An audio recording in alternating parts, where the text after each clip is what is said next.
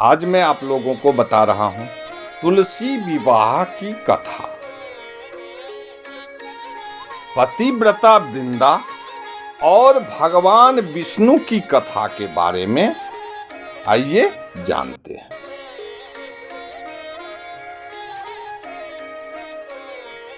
ये कथा इस प्रकार है। एक बार महादेव शिव ने अपने तेज को समुद्र में फेंक दिया, जिससे एक तेजस्वी बालक का जन्म हुआ।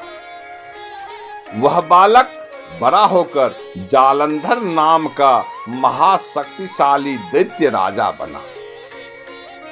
जालंधर का विवाह अत्यंत पतिव्रता वृंदा से हुआ, जो राजा कालनेमी की पुत्री थी।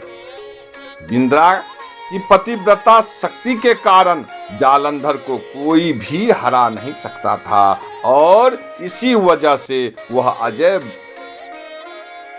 थे।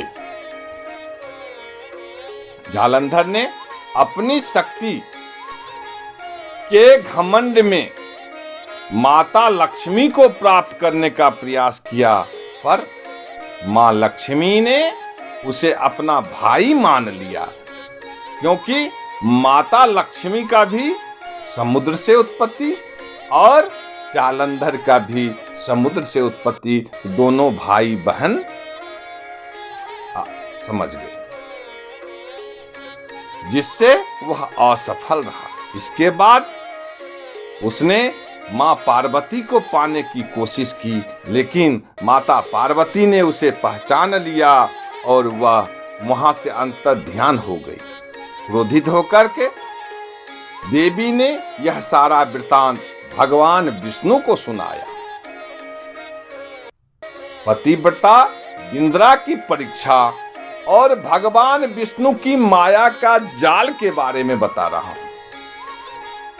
जालंधर की मृत्यु के लिए जरूरी था कि इंद्रा का पतिव्रत धर्म भंग हो, इसीलिए भगवान विष्णु ने ऋषि का रूप धारण कर माया की रचना की। और उसी माया के रूप में एक दिन जब इंद्रा वन में अकेली घूम रही थी, उसी समय भगवान श्री हरि वहां पहुंचे और कुछ मायावी राक्षसों को भी साथ लाए, जिन्हें उन्होंने इंद्रा के सामने नष्ट कर दिया। उनकी शक्ति देखकर इंद्रा प्रभावित हुई और उसने उनसे अपने पति के बारे में पूछा। तब भगवान ने माया रचकर जालंधर का कटा हुआ सिर और धड़ प्रकट किया, जिसे देख इंद्रा अत्यंत दुखी हो गई। इंद्रा ने भगवान से अपने पति को जीवित करने के लिए विनती करने लगी। तब भगवान ने माया से जालंधर का रूप धारण कर उसके साथ समय बिताया, जिससे इंद्रा का पतिव्रत भंग हो गया। उसी समय जालंधर की मृत्यु हो गई। भगवान विष्णु को श्राप और तुलसी का उत्पत्ति कैसे हुआ उसके बारे में बता रहा हूं। आइए जानते हैं। इंद्रा ने जब यह छल जाना तो क्रोधित होकर के भगवान विष्णु को श्राप दिया कि वे पत्थर के शालिग्राम बन जाए। भगवान ने यह श्राप सहस्त्र स्वीकार किया। देवी देवताओं की प्रार्थना पर इंद्रा ने भगवान श्री हरि को श्राप मुक्त कर दिया, लेकिन स्वयं आत्मदाह कर लिया। जहां इंद्रा की ने आत्मदाह किया, आत्मदाह के बाद जो भस्म पड़ी, वहीं से तुलसी का पौधा प्रकट हुआ। भगवान विष्णु ने इंद्रा से कहा, हे इंद्रा, तुम अपने सतीत्व के कारण मुझे लक्ष्मी से भी अधिक प्रिय हो गई हो। अब तुम तुलसी के रूप में सदा मेरे साथ रहोगी।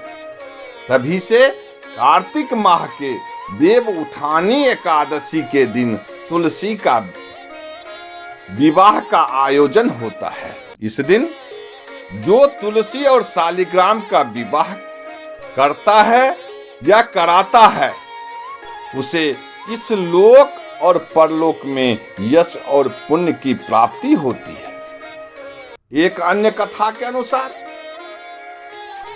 कार्तिक महीने में एक बुढ़िया रोज तुलसी माता की सेवा करती और प्रार्थना करती, हे तुलसी माता, मुझे बहू, पीतांबर की धोती, मीठा ग्रास, बैकुंठ धाम, चटक चाल, पटक की मोत, चंदन का काठ, रानी सा राज, दाल भात का भोजन और मृत्यु के समय भगवान श्री कृष्ण जी का कंधा मिल जाए तो मेरे जीवन सफल हो जाए। हे तुलसी माता, यह मुझे चाहिए। तुलसी माता उसकी इस प्रार्थना से असमंजस में आ गई, विशेषकर कृष्ण का कंधा देने की बात सुनकर। भगवान विष्णु ने तुलसी माता को आश्वासन दिया कि वह बुढ़िया माई के मरने पर कंधा देने स्वयं आएंगे। यह बात सुनकर तुलसी माता का असमंजस थोड़ा दूर हो गया। जब बुढ़िया की मृत्यु का समय आया तो भगवान श्री विष्णु बालक का रूप धारण कर वहां पे उपस्थित हुए। बालक ने उसके कान में मंत्र फूंक कर उसे मुक्ति दी और कंधा देकर उसका अंतिम संस्कार भी किया। तुलसी माता ने बुढ़िया को मुक्ति दी और मान्यता है कि जिस घर में तुलसी होती है वहां असमय यम के दूत नहीं आते। मृत्यु के समय तुलसी और गंगाजल का सेवन करने से व्यक्ति पाप मुक्त होकर वैकुंठ धाम को प्राप्त करता है। यही परंपरा आज भी प्रचलित है। प्रेम से बोलो विष्णु भगवान की जय।